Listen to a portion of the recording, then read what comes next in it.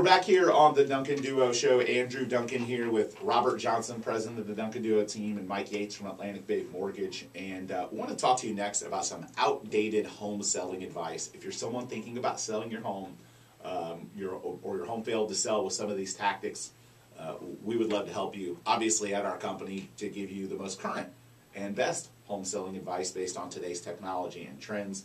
But I want to go through a few of these and get Robert and Mike's thoughts on them. The first one is waiting until spring to sell your home.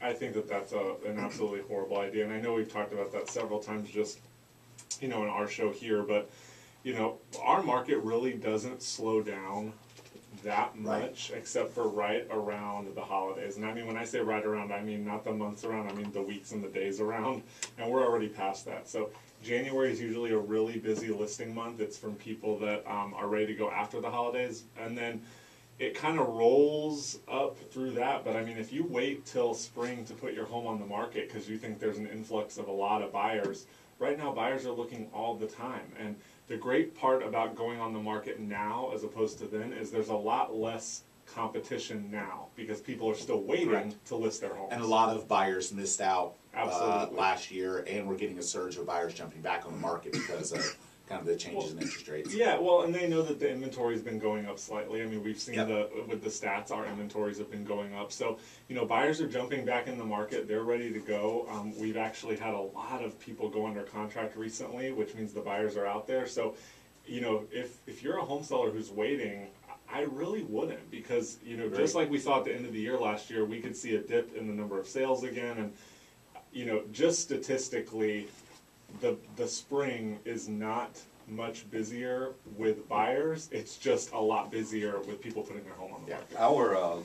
Our for the beach, for instance, our peak season too is right now as well. So Absolutely. we get a lot of second buyers, a lot of investors that come down that might buy a vacation home or whatever during this time of year as well. So if you wait till the spring, you may miss those folks buying a second or vacation home generally are a little bit less price sensitive. They're going to likely have more money and maybe be more focused on convenience, and you might get a better price. So, pricing your home high and leaving room to negotiate, another big mistake. Awful. I mean, we say this all the time. It's a price war and a beauty contest out there, and you have to. I know that's cheesy. Okay, that's really cheesy. But the fact is that as inventory has gone up, prices really have to go down to make you look really attractive. It's a supply and demand thing. So you don't want to get in and chase the market down. You want to get in and look like a great deal, but still be a very fair deal. You want to make sure that your house can appraise. You want to make sure it can go through the process, and you want to look really attractive to somebody out there who really wants the property. Don't get into the habit of chasing down the market, especially as values have stagnated a little bit. Another one is someone that says, just sell your house without updating it. Sell it as is. Sell it in bad condition to get rid of it. Bad advice, again. Now, again, if you're one of those people that from a convenience perspective, there's people out there that would rather have the convenience and not put the money into fixing that up.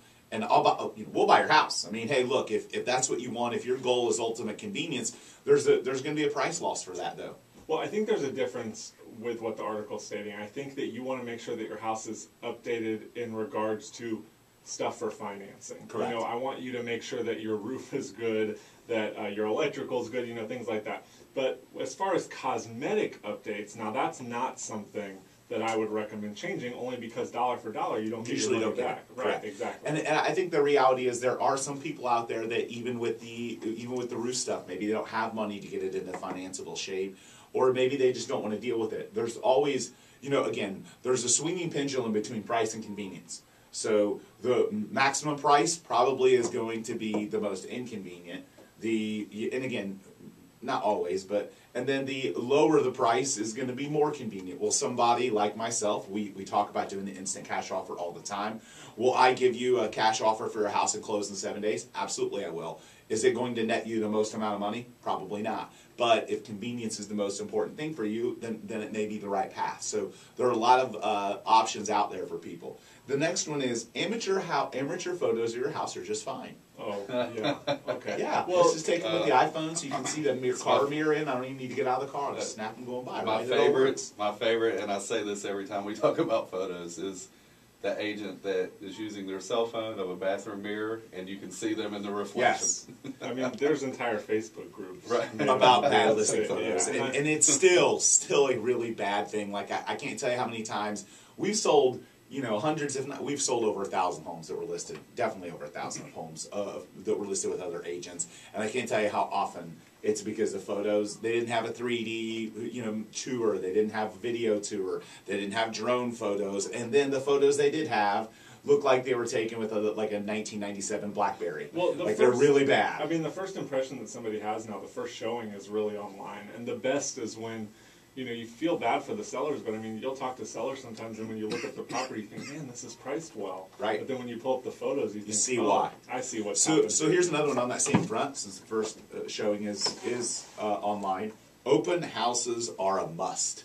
Open houses aren't a must today. Technology's replaced it. It's, I think that a lot of that falls into what you see on TV as well with the different shows. They always sell the house on TV at an open house. Of course. Odds are, realistically, that's extremely rare that you sell your house at the actual open house. And it's rare that it actually generates an interested buyer. It's usually the agent looking to get leads to sell them other houses. Open houses are a great tool for real estate agents. Now, are they beneficial for certain homes? Sure. Do we do them because we have customers that want them, or do we do them because in some instances it makes sense for the specific property? Absolutely.